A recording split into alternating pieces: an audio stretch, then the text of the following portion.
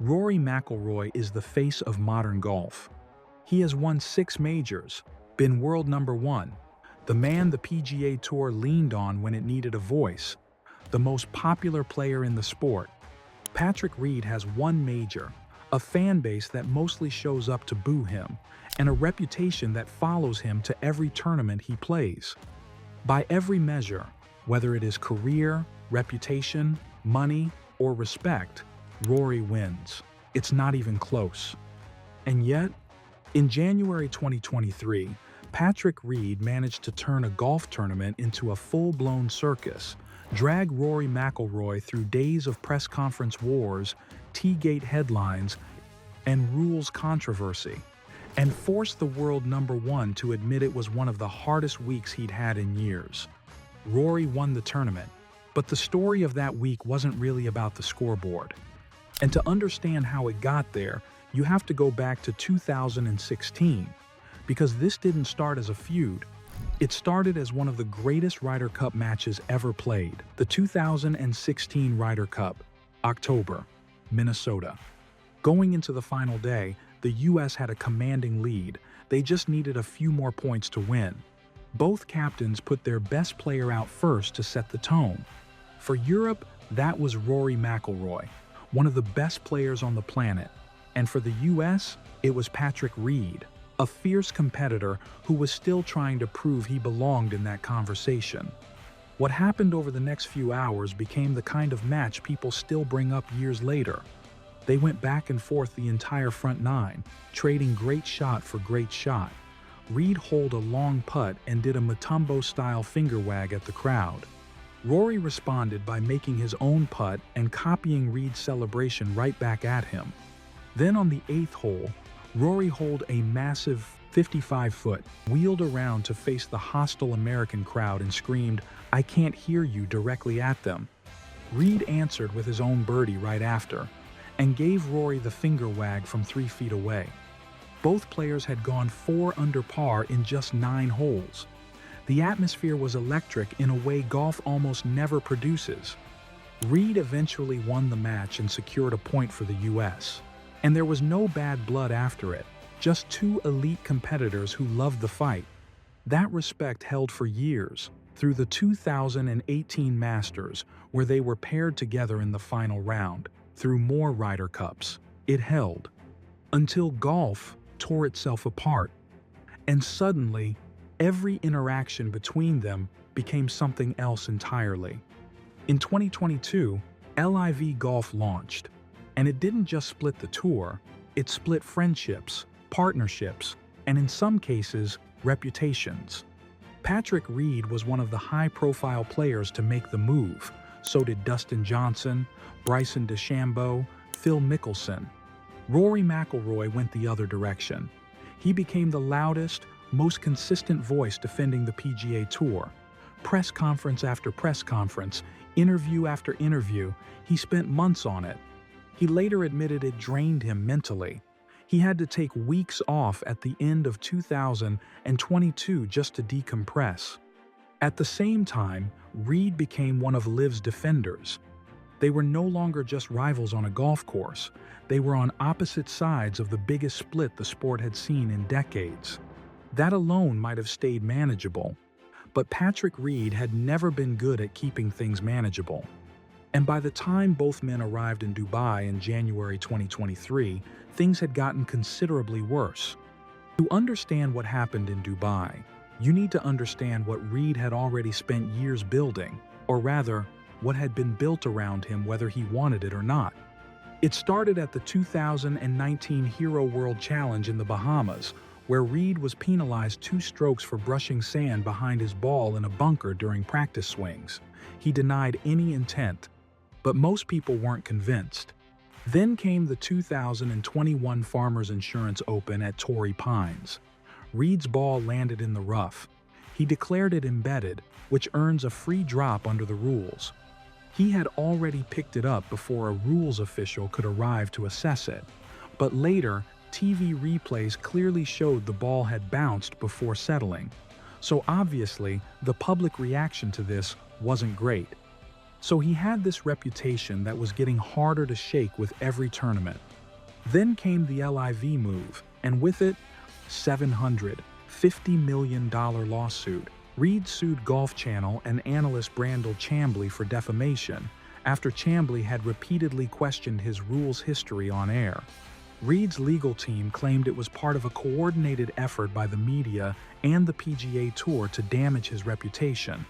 As part of that legal fight, Reed's lawyer subpoenaed both Rory McIlroy and Tiger Woods, ordering them to testify about a private meeting the tour's top players had held. And the subpoena for Rory didn't arrive at a tournament or through his agent, it showed up at his house on Christmas Eve. That's the context for what happened next.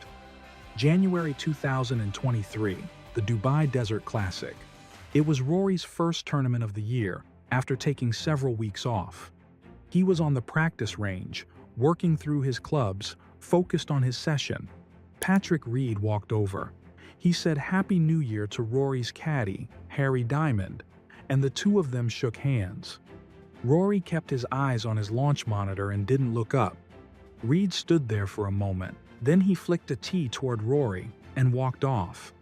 When the footage came out, it was actually less dramatic than the headlines made it sound. It wasn't a throw, it was a flick, almost dismissive, and somehow that made it worse. The next day, both men were asked about it in their press conferences. Rory said, "I was busy working, and I didn't feel the need to acknowledge him. I was subpoenaed by his lawyer on Christmas Eve. If roles were reversed and I'd thrown that tee at him, I'd be expecting a lawsuit." Reed responded, "Harry shook my hand and Rory just looked down there and was messing with his TrackMan. Since my tees are Team Ace's LIV tees, I flicked him one.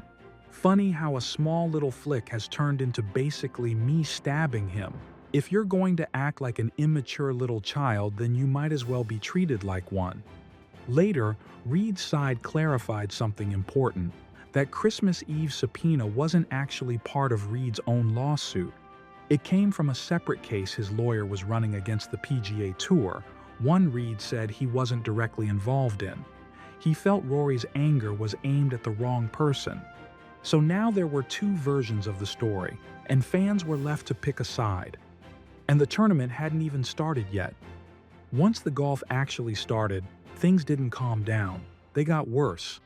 In the third round, Reed hit his tee shot on the 17th hole, and the ball got stuck up in a palm tree. Under the rules, if a player can confirm it's their ball, they're allowed to drop a new ball on the ground beneath the tree instead of walking all the way back to the tee, which saves them a shot. Reed and a tour referee used binoculars to check the markings on the ball and confirmed it was his. He took the drop, made a bogey, and moved on. At the time, it looked like a completely normal ruling. Then slow-motion replays started circulating, and they appeared to show the ball landing in a different tree than the one Reed had dropped his ball under. Brandel Chambly, the same analyst Reed was suing, broke it down on Golf Channel, and social media did exactly what you'd expect. But here's the part that doesn't fit the simple version of this story. Rory McIlroy, in the middle of his very public feud with Reed, publicly defended the ruling. He said the referee involved was experienced and trustworthy, and that for any other player, this would have been a non-issue. Because of certain things in the past, people brought some stuff up, which is maybe unfair in some ways, he said. That one moment says a lot about both men, and it's easy to miss in everything else that happened that week. But the week wasn't done yet. Heading into Monday's final round, McIlroy held a 4-shot lead. Reed was sitting in a logjam behind him. It should have been straightforward. It wasn't. Reed came out and played some of the best golf of his week, 5 birdies, an eagle.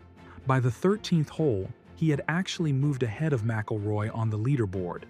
Rory, playing 1 hole behind, couldn't find his rhythm. He ground his way through 15 holes at 2 under, which was solid, but not enough with Reed charging. Everything that had happened before the tournament, the subpoena, the tee, the press conferences, the lawsuits, was sitting somewhere in the back of his mind, and he knew it. Then on 17, Rory hit his approach to 4 feet and made birdie. On 18, with the tournament on the line. He rolled in a 14-footer for birdie to win by one shot. Reed watched the putt drop from a clubhouse TV screen, stone-faced. Rory McIlroy, the face of the PGA Tour, had just beaten the 57th ranked player in the world in a tournament he was expected to win by several shots. And afterward, he said this: "Mentally, today was probably one of the toughest rounds I've ever had to play. It would have been really easy to let my emotions get in the way. This is probably sweeter than it should be or needs to be." Patrick Reed never became Rory McIlroy, not even close, not in wins, not in reputation, not in how the sport remembers him. But that's not what makes that Dubai week uncomfortable to look back on. What makes it uncomfortable is this: Reed came in ranked 57th in the world, playing on a rival tour openly despised by most of the golf world. And he still managed to make the most dominant player in the game spend days defending himself in press conferences, mentally fighting to keep his emotions together for 4 rounds, and describe a one-shot win as one of the hardest things he'd done all year. Rory got the trophy, no question. But Patrick Reed got something too. He got in the head of a man almost nobody else could get to. He turned a golf tournament into a story about himself, dragged the sport's most respected voice into his orbit, and made a clean week messy,